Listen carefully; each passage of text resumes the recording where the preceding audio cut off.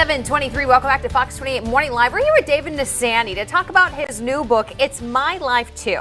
Now, this is about caregivers, and you're a caregiver, which is what inspired you to this. So tell us about your experience as a caregiver and why you felt this was necessary to give to people. Well, 21 years ago, my beautiful wife, Charlene, suffered a massive stroke when she lost her speech and became paralyzed on the right side.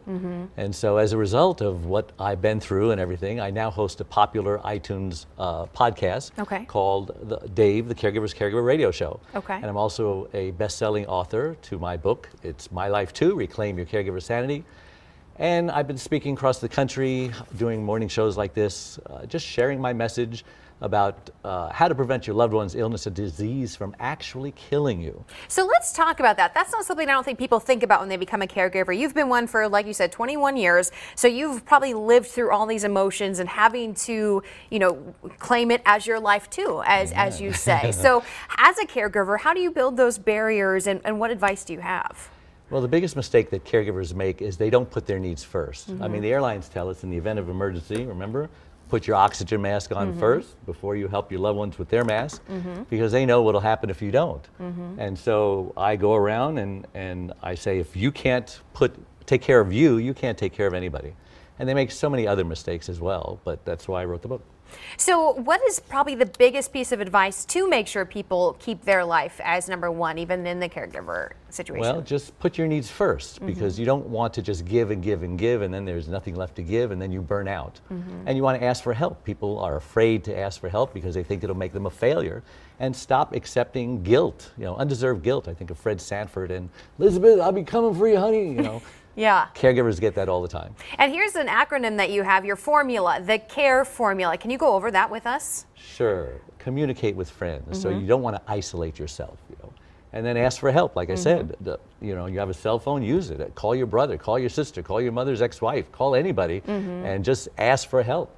And then rest, get the proper rest that you need. The average caregiver gets 2 to 3 hours sleep a night. I mean, I couldn't survive on that. No. And then eat well, healthy, you know, so that you have energy. You don't just run out of gas by 2 o'clock in the afternoon.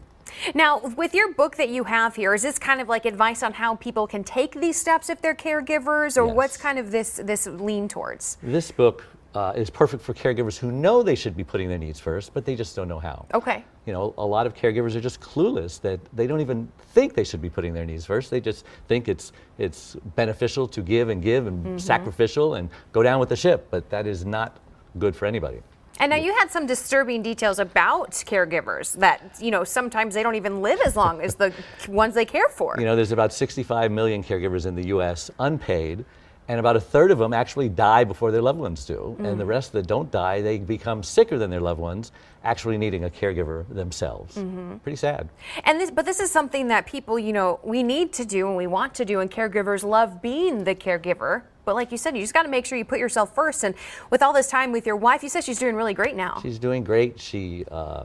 She still can't talk after 20 years, but she can communicate non-verbally, charades and Pictionary, 2 games I hate, by the way. Yeah, she's amazing. She's my hero, and I'm just so grateful to be known as the husband of Charlene. That's my claim to fame. That's so cool. And this book is available anywhere you can buy books. It's at Barnes & Noble, it's on Amazon, it's a #1 bestseller. So if maybe you're a caregiver and you kind of struggle with not taking care of yourself, or you know someone in your family or a friend that you see giving themselves wholeheartedly to that caregiving, you can get them that book. Here's the website too. You can check out Dave's website. He's got that podcast you want to watch as well if this is something that is going on in your life. And the Kindle is 99 cents. Just go to Amazon, type in my name or the book title, and you know, that's my offer. We're gonna make you an offer you can't refuse. You know? 90% reduction. How can you say no to 99 cents, right? So get that book, check it out, and maybe you can see him talk live too. He says he travels around, all over the place. See if you can catch him at all. It's now 7:27.